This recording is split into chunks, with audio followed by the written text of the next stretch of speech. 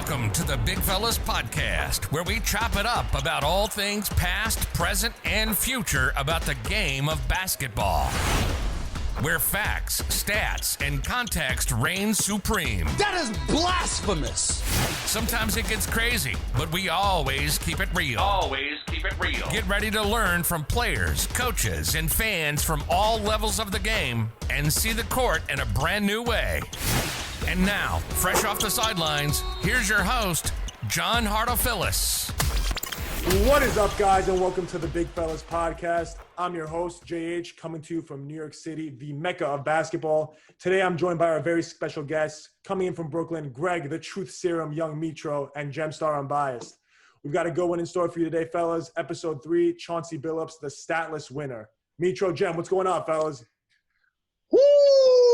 What up, JH? What's up, good, man? Thank you for having us, bro. We appreciate it. Yeah, thank you. It's an honor to be on your show, bro. Thank you guys for coming on. This is going to be a great episode. I can really tell. Basically, Chauncey Billups has never been considered a superstar, but he was a star player for nearly a decade and a proven winner at that. So I'm just going to get right into his introduction. Chauncey was born and raised in Denver, Colorado, 3-time Colorado Mr. Basketball, stayed close to home to go to the University of Colorado Boulder, and had a lot of success there. That the Celtics ended up drafting him with the number 3 overall pick in 1997. That's the same draft that Tim Duncan went first in. He enjoyed a 17-year career, but at the beginning it was kind of rocky. He was traded in consecutive seasons, sometimes even mid-season, to the Raptors, Nuggets, Magic, Timberwolves from 1997 to 2002. That's 5 different teams that he was jumping in and out from. Finally, he ends up going to the Pistons, goes to 6 straight conference finals, something that only LeBron, Magic, Kareem have done before that. Ends up going to the Nuggets, takes them to the Western Conference Finals. After that, goes to the Knicks, the last time they were in the playoffs. Ends up going to the Clippers after that, where he tears his Achilles and his career ends before he returns to Detroit and has his number 4 jersey retired. The highlights of his career include he was an NBA champion in 2004, NBA Finals MVP in 2004. He was 5th in MVP voting in 2006 behind Steve Nash, LeBron James, Dirk Nowitzki, and Kobe Bryant, averaging 18 and 9, carrying Detroit to the number 1 record in the NBA with 64 wins. He was also 6th in the MVP race in 2009 because of what he did for the Denver Nuggets. Chauncey was a 5-time All-Star from 2006 to 2010. He was second All-NBA second team in 2006 and third team in 2007 and 2009. All-defensive second team in 2005 and 2006 with a career free throw percentage of .894 for 6th all-time. During his career, he beat the Reggie Miller-led Pacers, the AI-led 76ers, the Dwight Howard-led Magic, and the LeBron-led Cavs, all en route to multiple Eastern Conference Finals and championships. Chauncey was also the recipient of the J. Walter Kennedy Citizenship Award in 2008, the NBA Sportsmanship Award in 2009, and the NBA Teammate of the Year Award in 2013 because Chauncey promotes a winning culture. All right, so I just wanted to say Chauncey to me was everything growing up. He was my first favorite player. He was somebody that I modeled my game over. JJ, you would know a lot of the moves that I used with the shoulder bumps and all those physical plays that I like to create separation. I literally modeled my game over him because I was not the most athletic guy growing up. So what I need to learn how to do is play like Chauncey. I just wanted to bring back one of my old understandings of basketball, the impact argument, the Paul Millsap versus Dennis Rodman. I'm not going to harp on it too much, but it's not all about stats. It's all about impact. A guy like Millsap is just better as a basketball player in overallness than Dennis Rodman was. But impact-wise, he wasn't even close. And I do feel the same way about Chauncey. I think that's why he's underrated. Everyone was Lakers fans around that time. And, just to put it into context, like you said, to outplay Kobe, who, one of the all-time greats, it didn't make sense to me. Like, wow, how is Chauncey Billups dominating this series against guys that are taller, longer, stronger, faster? As Phil Jackson said, they ended up switching Kobe onto him in that finals. And Kobe, a lot of times, was sitting on the bench. And because he was in foul trouble. And Chauncey was getting to the line. And a guy that's 6 all time at the line is making them count. But I do think he's a guy that will never disrupt an offense. He could literally make any superstar blossom. I think he's an excellent point guard to play with. There's other guys, there's a lot of point guards that are superstars, maybe better than him statistically, that would not fit with certain guys. If you're asking me who I'm taking on a championship team, meaning I got a great player like Kobe or LeBron or Jordan, and I need a point guard, I know he's going to get the ball to Mike. I know he's going to get it to Melo, which we'll get into later. I know he's going to command those guys and say, this is what we got to do. That's basically what I wanted to say about Chauncey. Fantastic. most underrated player. A lot of people don't even know he has a Finals MVP. Most people don't even know who he is for the most part. Criminally underrated. That's what I want to say. Criminally underrated.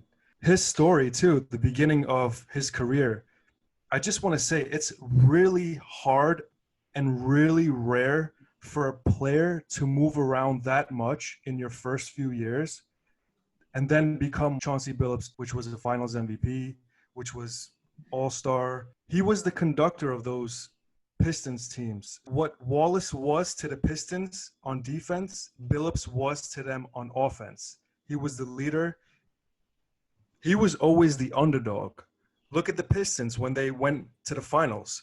Ben Wallace was the only All-Star. They played the Lakers. The Lakers had two of the greatest players of all time in Kobe and Shaq, and two of the greatest players of the past, Karl Malone and Gary Payton, and Phil Jackson, who is the greatest coach of all time.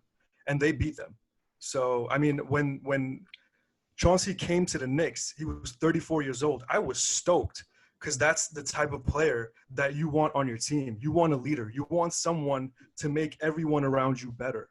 And to me, Chauncey Billups, one of the most underrated players of all time. And he's a great analyst as well. I love watching him. Like, you know, Mitro, you were getting into that. I love watching him because there's two types of analysts. There are Ryan Hollins types, the Kendrick Perkins types, and then you have the Chauncey Billups types who give you truth, give you unbiased Expertise. Yeah. Exactly. So that's what I got to say, man. On that note, Jem, Detroit's 4 wins were decided by an average margin of 13.3 points. That's not something where they're winning games by 2 or 3. They had the Lakers' number in that series, even though they were underdogs, like you just said. Billups really made it difficult to buy the idea that the Pistons didn't have a star. He averaged 21 points per game on 50, 47, 92 shooting splits with 5 assists, scored 80 points each. They'd win games scoring 80, 85 points, if that. We all know he's a great defensive player. When the moment counted, he'd bring his offensive game up to that level, even in the hardest fought defensive battles. To say, I think we spoke about this a little bit off air, JH.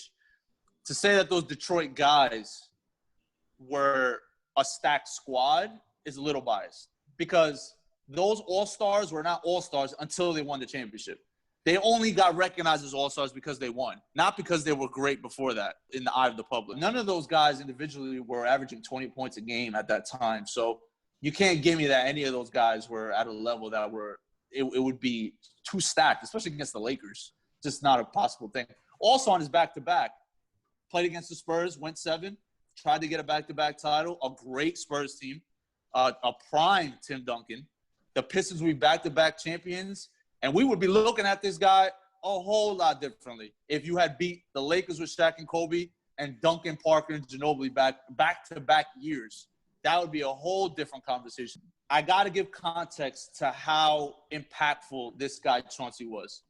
We all kill Melo for not being a winner, for not being able to lead his teams, for getting out in the first round multiple times. I believe you have written here from what I see. Great notes, by the way, JH. Kudos to you, man. 5 out of 5 times he was out in the first round. Carmelo Anthony. This is at his peak, right, basically. Chauncey goes over with an AI swap. Allen Iverson, yes. Allen Iverson. A lot of people don't know that. That trade happened. Allen Iverson, the MVP of the league, a fan favorite, a favorite of mine as well, got traded. A lot of guys wouldn't say AI is better than Chauncey, and it's an argument, but got traded. And the one time he gets traded there, they shoot out to the conference finals in their first season together, and they barely lose to the Lakers, who won the title that year against the Magic. Melo was playing the best basketball of his career. It's the first time, Jem, I don't know, I know you like Melo. I mean, we all do. It might be the first time I've ever seen him play defense. If you remember correctly, he was actually competing against Kobe in the conference finals. They both brought out the best of each other. Kobe knew how great Chauncey was. Even a couple times he spoke about him, just his intellect on the court. So I think giving the context that was the only time Melo had a successful playoff run, it should tell you how great Chauncey was at setting up the team, JH. When he first arrived in Detroit, at the end of games, he was starting, but at the end of games, he was being benched because Rick Carlisle at the time, who was the Pistons coach, was actually more comfortable with Lindsey Hunter finishing the games. So what happened was Chauncey's not liking this. So Chauncey doesn't like it. Chauncey goes and speaks to Rick Carlisle the same day of a game. I forgot who it was against. Might have been the Hawks. And he goes, Rick, you got to give me a chance. I don't know one other starting point in the league that doesn't finish games. It makes no sense. Give me one chance. Give me one chance. So Rick Carlisle says, you know what? You're right. It's unfair. Let's try it. So he finally keeps Billups in, and it comes down to a buzzer beater situation. And this is how the Mr. Big Shot happens. He gets the ball. This is the same night. He gets the ball, hesitation, pull up three, sinks it, game over. And there you go. Mr. Big Shot is born. Does the same thing the week later, I believe, I don't remember who it was, in John Terry's face. Jason Terry, sorry, not John Terry. Jason Terry's face, another buzzer beater the week after. And then it just skyrocketed after that. One word to describe Billups, for me, resilient. Yeah. Because this guy, man, every situation this guy came out, used it, became stronger from it, and just never gave up, man. Yeah, could have folded very easily. Yep. Like most guys, I mean, if not every guy does in those parameters, for sure. Mitro, it's actually interesting you bring that up because there's actually a really interesting quote here. The moment he got to Detroit, Joe Dumars looked at him and said, what are you looking around for? You're looking like we're going to trade you or bench you. Not happening. You're the guy. We're committed to you. Quit looking over your shoulder. And what happens? Right away, the Pistons have their first 50-win season and go to 6 straight conference finals. Once Chauncey was given that stability, that was it. It was a wrap. He had it. He took it and ran with it. He just needed that one shot. And that was the reason why he chose the Pistons, coming back to your point. You know, not staying with the Timberwolves and going to the Pistons. It's because they gave him a 5-year deal. They gave him stability. You know, 5 years, $35 million. That's a great contract, especially for back then. Yeah, back then he was probably on the Bleacher Report list for the most overrated contract. 100%. He was top 5. He was Terry Rozier, but you know he had better outcome for sure. Way better outcome. Yes, than Terry Rozier. better outcome. Definitely was the Terry Rozier contract of that. Well, yes. Same thing, big playoff run, instant contract, but Chauncey delivered. Little quick fire for you guys. Who hits the bigger shots? Mr. Big Shot, Chauncey Billups, or Big Shot Bob, Robert Horry? Wow. I'm swinging it to JH, man. JH, you're going to have to answer first. Off the bat, I would go Robert Horry just based off the fact he's had more opportunities to hit shots in big moments. If Chauncey had that, maybe he would have hit them. But just based off of sheer volume of big shots, I'd probably have to go with Robert Horry. I agree. Yeah, you probably do have to go with Horry. They actually played against each other in that Spurs final, and there was a lot of big shots going on. That's what defined Robert Horry. I mean, Chauncey Billups was Mr. Big Shot, but you know he was more than just being a clutch player. That was he was a Finals MVP. That was Robert Horry. It was the shot. Big shots with the Lakers, the Spurs, the Rockets. It didn't matter where. That was just constantly. I go with Horry. On to some what ifs. What happens if the Pistons draft Melo over Darko Milicic, number 2 overall? You get one more great player into that lineup. I know a lot of people were, and we've had this debate on our Instagram live too.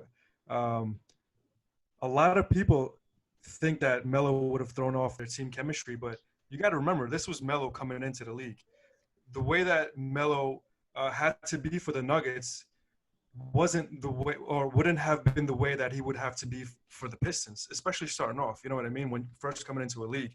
So I think they would have used him to his strengths. He would have been another scorer for that team. And remember, he played with Melo in Denver, so he brought his game to another level. So imagine Melo on those teams. He did play with him in Denver. It was a great dynamic. He actually had Melo locked in. Again, like we said, almost took out the Lakers at that time. I do think they win a couple championships. And like you said, I'm going to harp on it. He's coming into the league, so he's very impressionable. So once you get into the league and you got Big Ben Wallace, who doesn't play around, and you got Rashid, who doesn't play around, who leads the all-time in technicals, by the way. And you got a guy like Chauncey, Tayshaun Prince, Larry Brown, fantastic coach. Rip, you know, you're going into a culture where, man, I might be able to argue, in theory, that Melo would be, man, I mean, he already had the offensive skills right away. He could have been what could have been. He could have been I know a where you're going. I know multiple-time where you're going champion. with this. Yep. He could have been a KD-like, if not better, back version of himself if he added the defensive aspects and the leadership that he would have gained out of Detroit so early. The team would have been his, because the team went to 6 conference finals. By the time they get to the 6th conference final, Melo's 6 years in, the team's his. And now you got Chauncey still there. You got Tayshaun. You got all these guys. Maybe sign one more free agent. I think the East looks very different. I don't know what happens to LeBron. I think the whole league gets thrown off because the Pistons all of a sudden become a dynasty. And they'll be there for a while. I got one more what if for you guys. What happens if he doesn't end up going to Detroit? He doesn't have that playoff series. They don't offer him that contract. And he just bounced from team to team, probably out of the league if he still gets to his 7th, 8th, 9th team in a few years. What happens to him? What happens to the rest of the league? He was a very resilient player, like Jem said. I don't know if he makes it out. I mean, that would have been all-time resiliency. But if there's anyone to bet on, it would be Chauncey. I still think he somehow finds a way eventually on some team that takes a chance on him, and he would become who he is. That's exactly what I was going to say. You just nailed it. So you nailed it. Yeah, we're on the same page, baby. It's definitely same page. And look, it took Terrell Brandon to go down in Minnesota for him to showcase what he's got, what he brings to the table.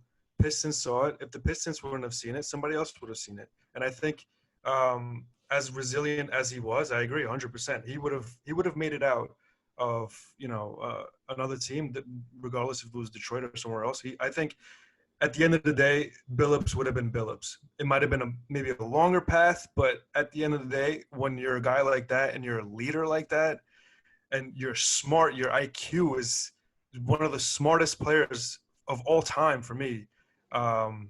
You're bound to prove the doubters wrong is what I want to say. Real quick, though, how does that change his legacy, though? Because you could make the argument Detroit's the best situation for him. If he doesn't win that championship in 2004, that finals MVP, maybe he's still resilient. He gets a shot and he's a 15 to 20 point per game scorer. Are we talking about him right now? I don't know if we are. I don't know. It just, again, situationally, it would just depend on where he lands.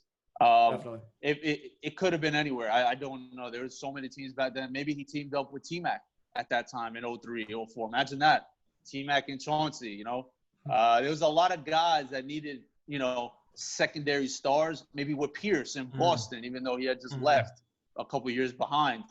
You don't know, but if he had the chance and played alongside one of those guys, I see him coming out of some type of conference finals. I see it, especially with a scorer. I see it. It would work. What we wish we could bring back, I would probably think it's got to be a point guard that's the defensive leader of the team. That we really don't see that a lot these days. We see a lot of ball handling wizards and 3-point marksmen, but we don't really see a lot of guys that are just the defensive anchor of their teams. What do you guys think? Yeah, the ball handling wizards usually doesn't translate to winning. Those guys, most of the point guards that play in the league today are outside of Curry and Kyrie, no titles, barely any great runs in the playoffs, always numbers dipping in the playoffs. So a guy like Chauncey would love to have him back. I'm sure a lot of teams will be able to use a guy like that, especially in this era where they shoot threes. It'd be perfect. Yeah, when he went down, though, you have to remember he was coaching on the bench, so that shows his leadership and him not letting an injury get to him. So he was still looking to make his teammates better. He's the only member of this club. It's a pretty prestigious club to be in. The Beat All Three GOATs Club, going 6-4 against Jordan, 24-21 against Kobe, and 22-17 against LeBron. What do you guys think about that?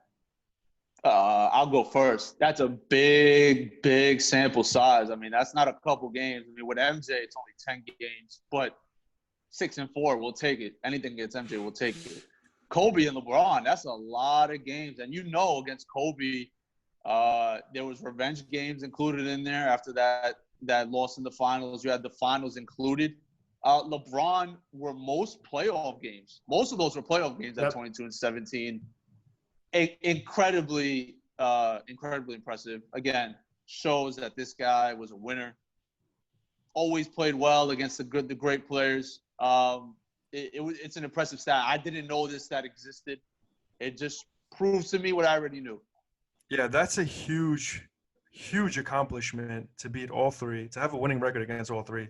And I don't want anyone saying, oh, he got the best out of Jordan on the Wizards, because Jordan was still Jordan on the Wizards. And his first game, his rookie debut, he put up 15 against the Bulls in a win. So he did beat Jordan on the Bulls. That's great stuff. Great stuff. One thing I do want to add, because we always keep it real here on the Big Fellas podcast, Tim Duncan is the closest person to also join this club, going 2-3 against Jordan. But the club is the club. The requirements are strict. We had to adhere by them, and therefore Chauncey Billups is the lone member of the Beat All Three Goats Club. One of our last segments, we have what was the Chauncey game for you guys? What do you guys? There are a lot to choose from. If you guys have to go with one of these moments, one of these points of his career, what are you guys looking at?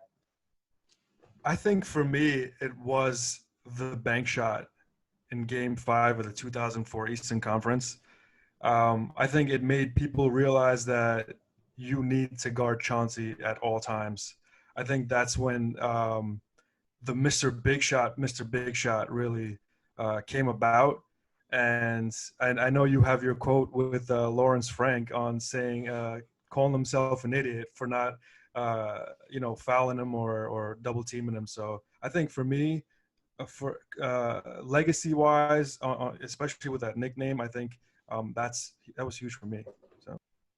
So for me, just impression wise, it's easy. The finals of 2004, most amazing thing I've seen in a finals. I mean, you just don't expect the Pistons to beat the Lakers, man. It's just not a thing. And for Chauncey to have those numbers that you mentioned, which are Hall of Fame, all-time great, was it 50, 47, 92?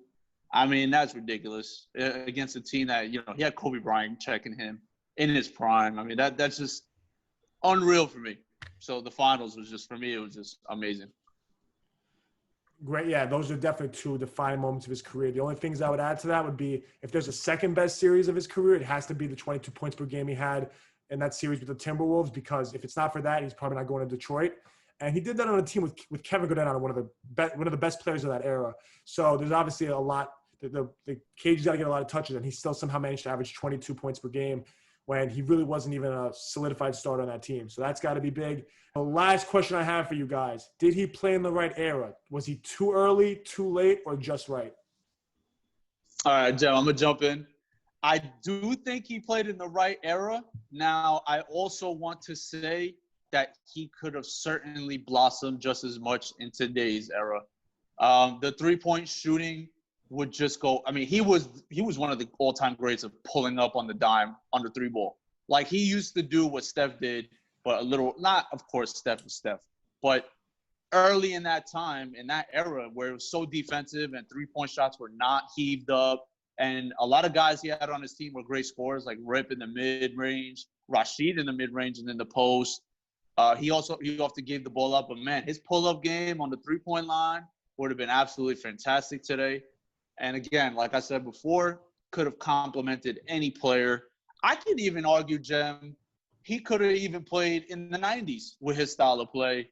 Very methodical, very tempo-based, defensive-minded, play good basketball. I think if you slot him in at any time, I don't know if he's the 2004 Finals MVP in any series, of course, but I do think at any era he makes it. He's going to be a great player. I would love to have him on my team at any time.